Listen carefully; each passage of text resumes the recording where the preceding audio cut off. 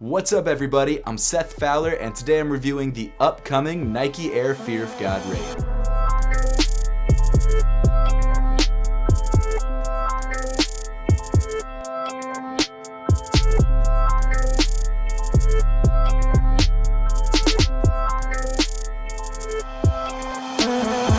So if you saw my unboxing video yesterday, you know that I picked up an early pair of the Nike Air Fear of God raids. I've been a pretty big fan of the Nike Air Fear of God collaboration, and I'm sure pretty much everyone else has too. So this was a shoe that I was really looking forward to because it's kind of a low top variant of the Nike Air Fear of God ones. Obviously it's not the same exact shoe, but it's similar enough and I think it'll be easier to rock for myself and a lot of other people. If for some reason you're not familiar with the Fear of God and Nike collaboration, basically what you're missing is that a brand by Jerry Lorenzo called Fear of God collaborated on a couple different silhouettes with Nike. Unlike many collaborations where designers are only really allowed to change the colorway on a particular sneaker, Jerry Lorenzo was actually given the freedom to create his own line of brand new silhouettes. From what I know about Nike collaborations, that's almost unheard of. That's not something you really ever see done. I mean, yeah, there were the Nike Air Yeezys, but those were just kind of new uppers placed on older soles, and from what I heard, Kanye didn't have as much input as he would have liked. A majority of the Fear of God collection, though, does seem to be built from the ground up. This, of course, is the latest sneaker in the collection,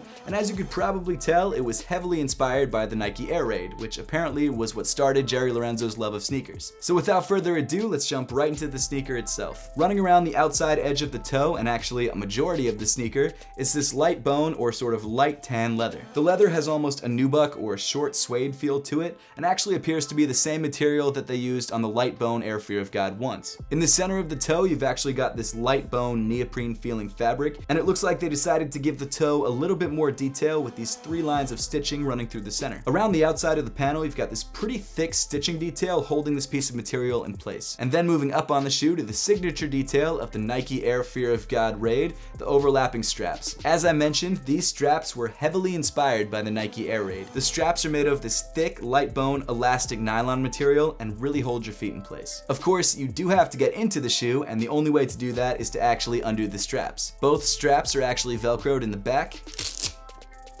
and then you can actually pull off this plastic piece on both sides, which loosens them. And then each strap also has a Velcro piece in the center to hold it down to the tongue so that it doesn't flop around when you're wearing it. Then of course, underneath the straps, you've got these light bone rope laces. The laces are actually really long and have a lace lock so that you can tighten them up however you want them. Then underneath the laces, you've got this thin, light bone foam tongue. If you're not a huge fan of the light bone colored laces, the shoe also comes with a set of white laces if you want to switch them out.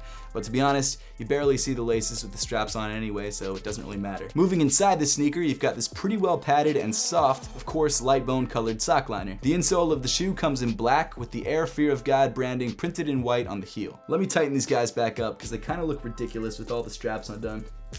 Oh, one thing to keep in mind is that when you're putting the straps back on, you do have to overlap them in a certain order because the bottom strap does have a piece of Velcro on top, and if you put this strap on top, it's just gonna look stupid. As for fit, as you may have noticed from the sticker on the insole, I wasn't able to get my true size. I had to go a half size up. The reason for that is because the only shoe that I could find close to my size was a size 9.5, and that was on Goat Instant Ship. So what I can tell you about fit is that I feel like it would fit perfectly if it was exactly my size, a size 9. And from what I've heard from other people who own this pair of sneakers, it does seem to run true to size. But as I always suggest, if you have a chance to try the shoe on first before you buy it, make sure to do that to make sure you're grabbing the right size for you. And then moving back on the sneaker to another one of the standout features, you've got this dark black Nike swoosh. Other than the straps, this is probably the most standout feature on the shoe, and it's probably the first thing that you'll notice from a distance. I actually really like the contrast that this black swoosh provides, and I've seen the all black pair in person, and I feel like that shoe is kind of missing something. So even though I didn't love this swoosh at first, now that I've seen it in hand,